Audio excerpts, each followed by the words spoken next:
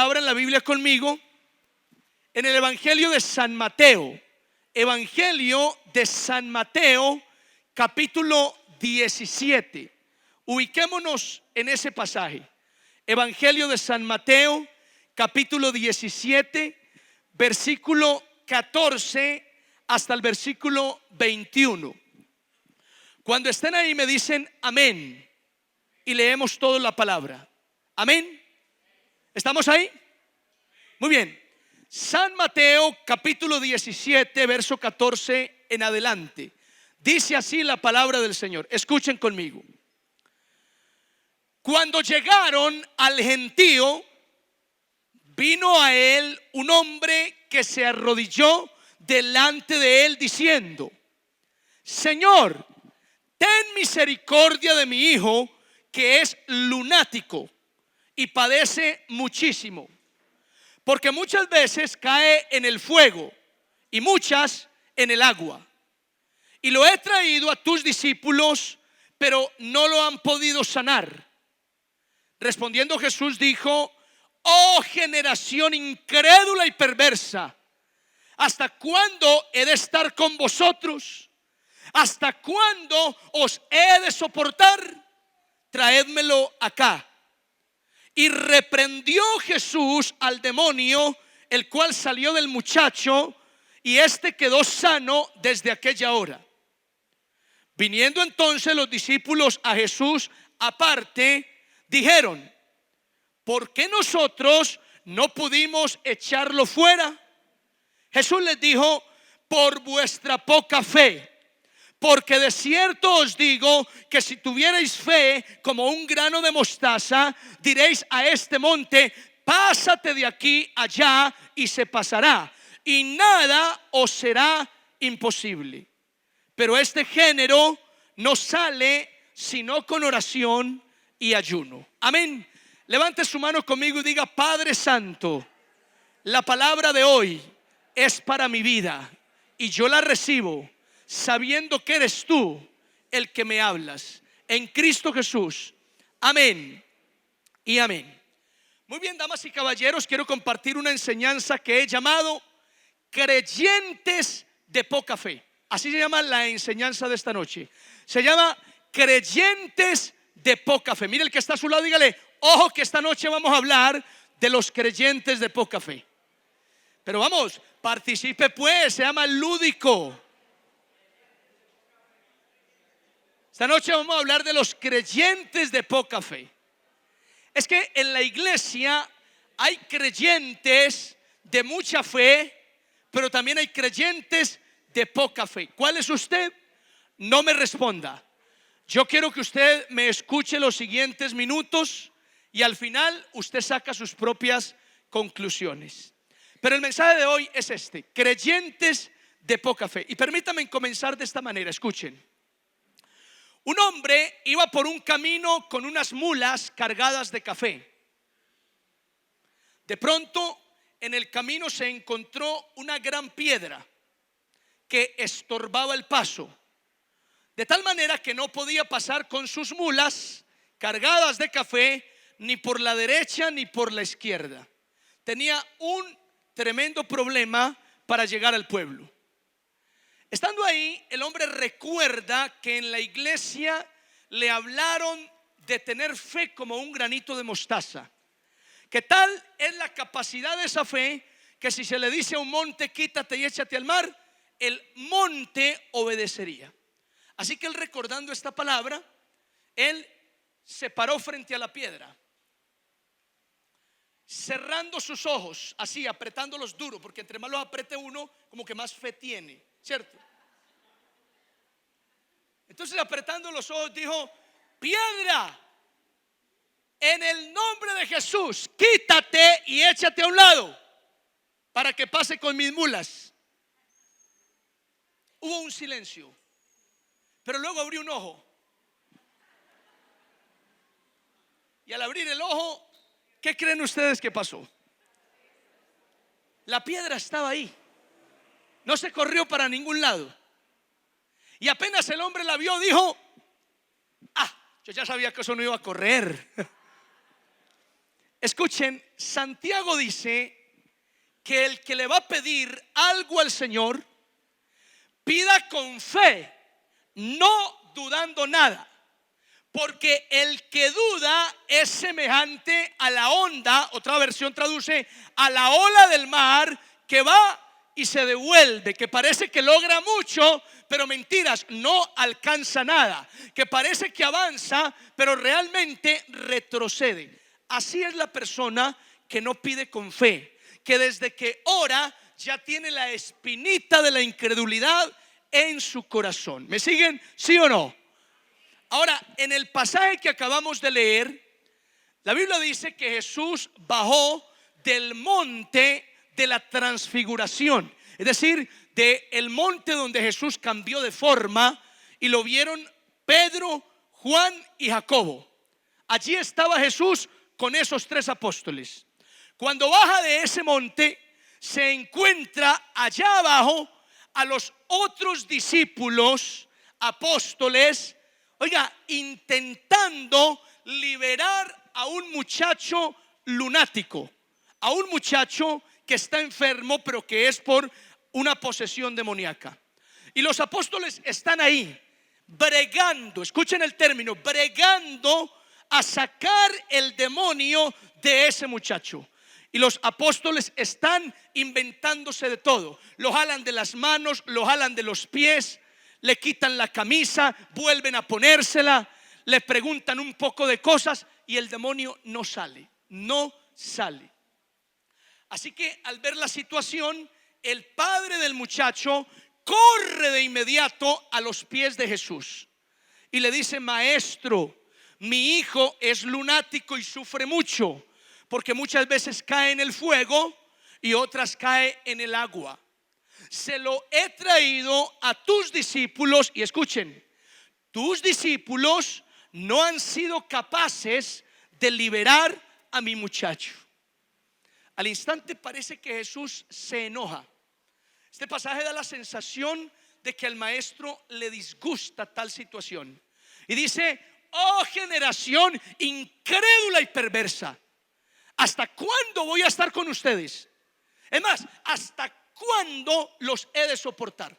Tráiganmelo acá. Apenas lo traen, ya casi que está llegando donde Jesús y el demonio se ha ido. Jesús reprende al espíritu inmundo y lo echa fuera, así nomás, al instante.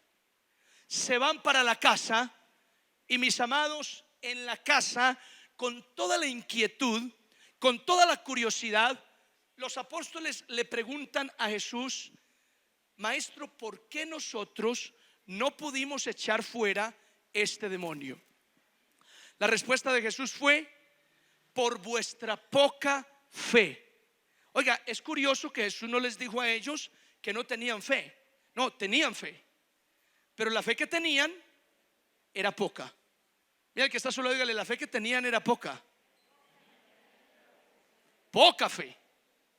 No tenían, no era que les faltara fe, tenían fe, pero tenían poca. Y Jesús les dice: por vuestra poca fe.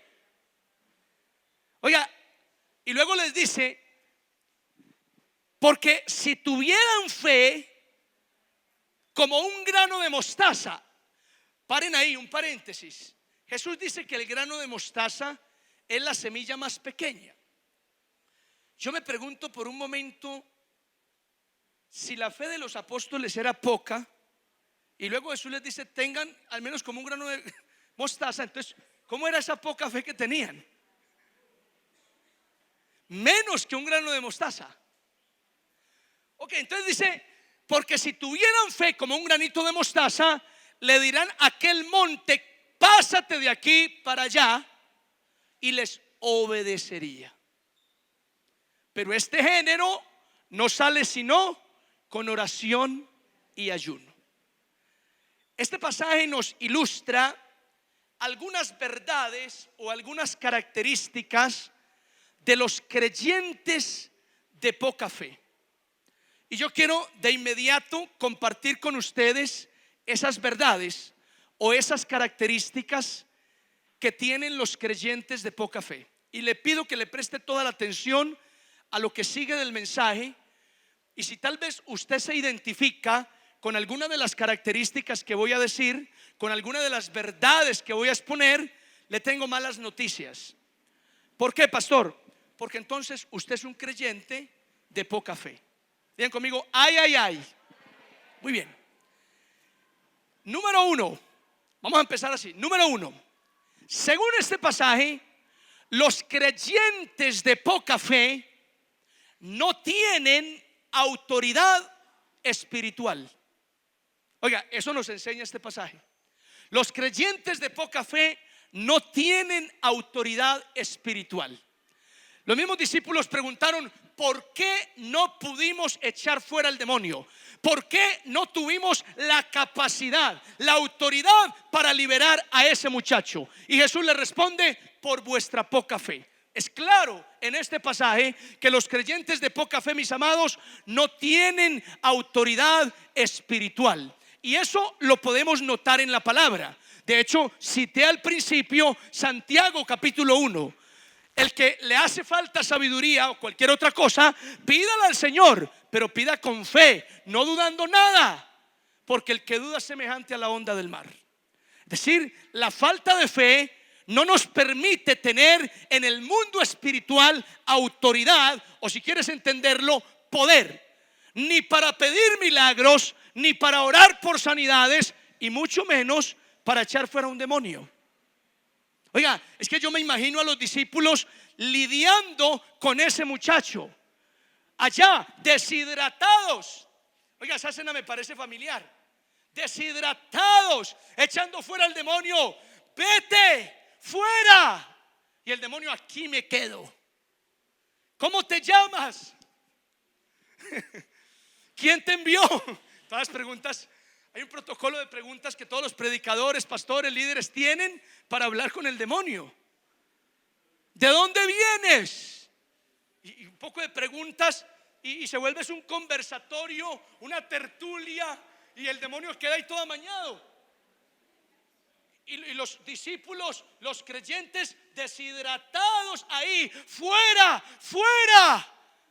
Hermano, tráigame una Coca-Cola para mí, que estoy, mejor dicho, vea. Y el demonio dice: y otra para mí, porque yo aquí me quedo para rato. De aquí no me sacas, pero nadie. Oiga, y eso suele pasar. Y yo no sé, puede ser vergonzoso, puede ser frustrante, pero yo creo que la misma inquietud que tuvieron los apóstoles con Jesús es la misma inquietud que debería estar en nosotros cuando nos pasan ese tipo de situaciones, que nos enfrentamos a un demonio, que nos enfrentamos a una situación particular y parece que no tenemos la autoridad para liberar a la persona, para que el demonio se vaya y para otras cosas más. ¿Me siguen, sí o no? Es que la falta de fe, o los creyentes de poca fe, no tienen autoridad espiritual. No la tienen. Definitivamente no la tienen. Si tú no tienes fe, si a ti te cuesta creer, mira, tú te puedes poner en oración y en oración declarar, pedir, rogar, decretar, como quieras, en el nombre de Jesús, que los demonios no tocan tu vida, no tocan tu casa, no tocan tu familia. Pero esas oraciones no tendrán poder ni tendrán efecto por tu falta de fe. ¿Cuántos dicen amén a esto? ¿Me siguen? Es así, mis amados. Entonces, los discípulos no tuvieron autoridad espiritual por su poca fe. Por su poca fe. Número dos. Según este pasaje, los creyentes de poca fe no complacen al Señor. ¿No qué? No complacen al Señor. Usted vuelve a leer el pasaje y el pasaje le muestra, le da la sensación de que los creyentes de poca fe no complacen a Jesús. Jesús en este pasaje parece enojarse. ¿Lo sienten conmigo? En este pasaje Jesús parece estar totalmente enojado. Enojado por la generación incrédula y perversa que él llama. Apenas el hombre, el padre del lunático, le dice: Señor, traje mi hijo a tus apóstoles y ellos no pudieron liberarlo. Jesús como que se enoja. Generación incrédula y perversa. Oiga, es que Dios también se enoja. ¿Cuántos dicen amén a eso? El Señor también se enoja. Y el Señor, a disgusto, dice: traédmelo acá. ¿hasta cuándo he de estar con ustedes? ¿Hasta cuándo los voy a tener que soportar? Cuando Jesús dice estas palabras, para mí esto hace eco con lo que Dios vivió en el desierto con el pueblo de Israel. Escuchen, el pueblo de Israel fue incrédulo. El pueblo de Israel se vivió quejando. El pueblo de Israel reclamaba a cada rato. El pueblo de Israel fue necio. Dios le mostró su gloria. Dios hizo milagros entre el pueblo. Y con todo eso, el pueblo seguía dudando y obrando neciamente delante de Dios. De hecho, hubo un punto en el que el Señor se enojó tanto que le dijo a Moisés: voy a exterminar a este pueblo y a ti te voy a poner sobre otro mucho mejor que este. Y Moisés, que tiene una confianza, o mejor, una comunión muy íntima con el Señor, bueno, habla con Dios y le dice: Señor, pero ¿cómo estás pensando eso? Arrepiéntete. Moisés le dice hacia Dios: Señor, pero ¿qué es eso? Arrepiéntete, Señor. En la comunión que Moisés tiene con Dios: arrepiéntete de tal cosa, Señor. Nunca tal hagas, que elimines a este pueblo y las demás naciones digan: su Dios no pudo llevarlos a la tierra prometida. Es decir, Moisés dialoga con el Señor, pero Dios muestra su enojo para con un pueblo incrédulo, con un pueblo necio que tiene que soportar, que soporta todo el tiempo quejándose, reclamando, reprochando, viendo obstáculos en todos lados. Un pueblo incrédulo. Y cuando venimos al Nuevo Testamento y leo las palabras de Jesús: ¿hasta cuándo he de estar con vosotros? ¿Hasta cuándo os he de soportar? Entonces relaciono el desierto de Israel con los apóstoles incrédulos. Los relaciono. Y si quieren, le agregamos un tercer elemento: la iglesia de hoy. Me parece a mí, mis amados, que en la iglesia de hoy hemos descuidado fundamentos principales. Hemos descuidado principios fundamentales de la congregación. Pastor, ¿cómo cuáles? Hombre, podríamos hablar de temas como la santidad. La santidad es un tema hoy descuidado en muchas iglesias.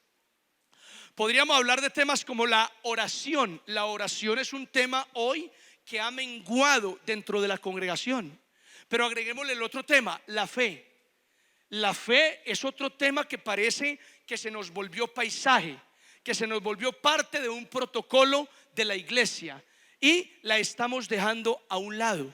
Esta semana pasada nuestro hermano Antonio compartió una palabra interesantísima y el título de ese mensaje fue: vuelve a creer. ¿Qué tal si le dice al que está a tu lado: vuelve a creer? ¿Cuántos dicen amén a esto? Oiga, hay que volver a activar la fe. Hay que volver a activar la fe. Yo creo que es por ahí por donde Dios quiere encaminarnos nuevamente. Volver a activar la fe. ¿Están conmigo, sí o no? Entonces, los creyentes de poca fe, número uno, no tienen autoridad espiritual. Y los creyentes de poca fe, número dos, no complacen al Señor. El Señor no se agrada de la gente incrédula, de la gente que le cuesta tener fe. De hecho, Hebreos 11:6 lo dice. Algunos lo saben de memoria. ¿Qué dice Hebreos 11:6? Pero sin fe es imposible agradar a Dios. ¿Por qué? Porque es necesario que el que se acerca a Él crea que le hay y que es galardonador de los que le buscan. Oiga, la Biblia misma deja claro que una persona incrédula, de poca fe, no complace al Señor. Esto entonces deja ver o pone una tarea enorme sobre nuestros hombros. ¿Cuál, pastor? Crecer en la fe. Dígale al que lo acompaña: tenemos que crecer en la fe. Dígale: tenemos que crecer en la fe. Oiga, tenemos que crecer en la fe, definitivamente. Número 3. Oiga, número 3.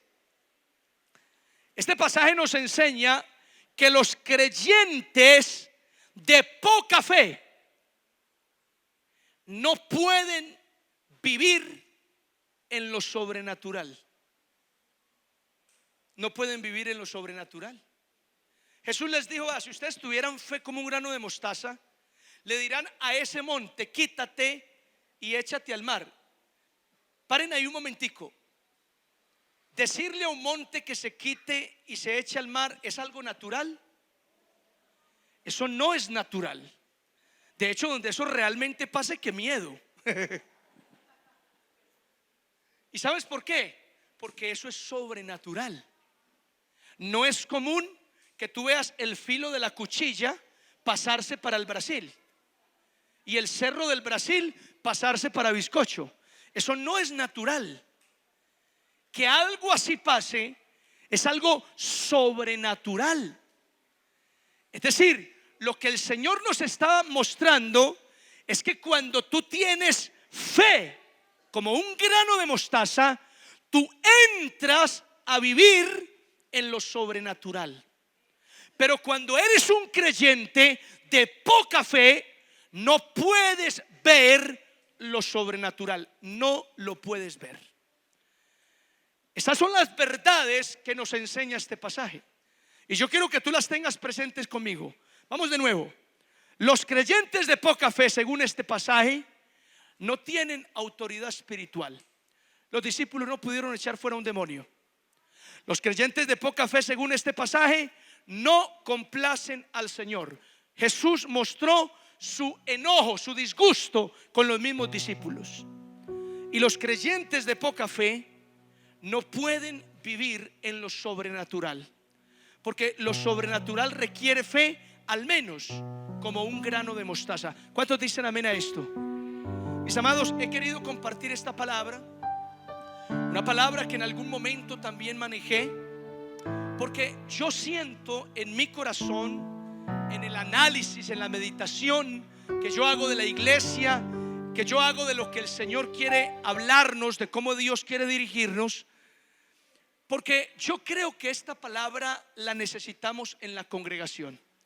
Yo creo que el Señor nos quiere dirigir a un nuevo nivel espiritual. ¿Cuántos dicen amén a eso? Mire, yo creo que lo que Dios quiere hacer con esta iglesia requiere de hombres y mujeres que nos levantemos en fe. Alguien que diga amén a esta palabra, por Dios. Eso es lo que se requiere. Eso es lo que se requiere. Y vea, yo les voy a contar una cosa. Yo crecí en un evangelio donde yo recuerdo que se oraba a Dios por sanidades. Yo crecí en un evangelio, y los que crecieron conmigo crecimos en una iglesia donde se oraba por milagros financieros, y ocurrían, donde se le pedía a Dios resolver un problema y algo sobrenatural pasaba, donde se invocaba al Señor para que abriera puertas de empleo y hermanos daban testimonios, donde la gente pasaba al frente para que les sanara de una dolencia, una enfermedad, y esa dolencia se desvanecía. Yo crecí en una iglesia, en un evangelio así, donde necesitábamos algo y creíamos que Dios podía resolverlo.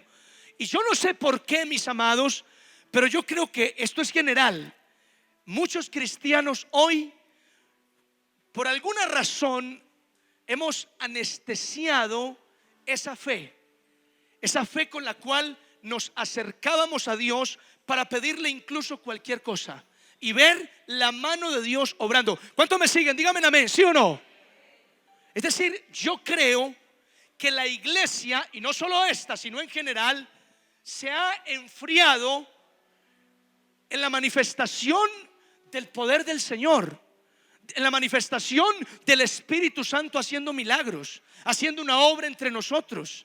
Y yo no sé por qué, yo no sé cuál es la causa, no sé cuál es la razón, pero mis amados, necesitamos volver a activar nuestra fe. ¿Cuántos reciben esta palabra hoy? Necesitamos volver a despertarnos. Mira, lo que necesitamos es creer nuevamente que nuestro Dios, oiga, nuestro Dios está interesado en lo que nos pasa. Nuestro Dios está interesado todavía en hacer milagros, en sanar enfermos, en liberar endemoniados, en abrir puertas de empleo, en hacer cosas sobrenaturales. ¿Cuántos dicen amén a esto? Yo lo creo, hermanos. Yo lo creo. Y mire, voy a terminar con esto para que tengamos un tiempo en la presencia del Señor hoy. ¿Cuántos dicen amén a eso? Escuchen, en la actualidad hay una doctrina, o más bien una teología, conocida como el cesacionismo. Para los que la saben y para los que no la saben, el cesacionismo es una teología, una doctrina, si se quiere, que proclama que los milagros, que la manifestación de los dones del Espíritu cesaron, o sea, se acabaron. Solo operaron para el tiempo de los apóstoles. Hoy existen muchas iglesias cristianas en Europa, pero incluso aquí en América también hay algunas manifestaciones de estas iglesias con una corriente cesacionista, donde proclaman que el Espíritu Santo ya no hace los milagros, ya no trae las manifestaciones que ocurrían en el libro de Hechos de los Apóstoles. Y son iglesias que se reúnen, cantan alabanza al Señor, reciben la palabra, se dan un abrazo y se van para la casa. No hay ningún problema con la iglesia así, ni ponemos en duda la vida eterna y la salvación de estos hermanos. Pero mis amados, hay muchas iglesias que hoy por hoy nos negamos a aceptar la doctrina del cesacionismo. De hecho, la doctrina contraria al cesacionismo se llama el continuacionismo o el continuismo. Así se llama. Lo pueden consultar en internet. Y las iglesias continuacionistas proclaman hoy que los milagros siguen operando, que los dones del Espíritu Santo siguen fluyendo dentro de la iglesia y que el Espíritu Santo sigue respondiendo de manera sobrenatural al pueblo del Señor. ¿Cuántos dicen amén a esto? Ahora, si me preguntas de cuál corriente es la iglesia wesleyana, mi amado, nosotros somos continuacionistas. Nosotros creemos que el Espíritu Santo sigue obrando como obró en la iglesia de los apóstoles. ¿Cuántos dicen amén? Nosotros lo creemos. Y si por alguna razón usted no lo cree, bueno, yo no sé qué decirle. Le voy a decir, usted se lo pierde. Porque el Espíritu Santo sigue vivo hoy en la iglesia. El Espíritu Santo sigue manifestándose con poder y con autoridad en el pueblo de Dios. ¿Cuántos dicen amén?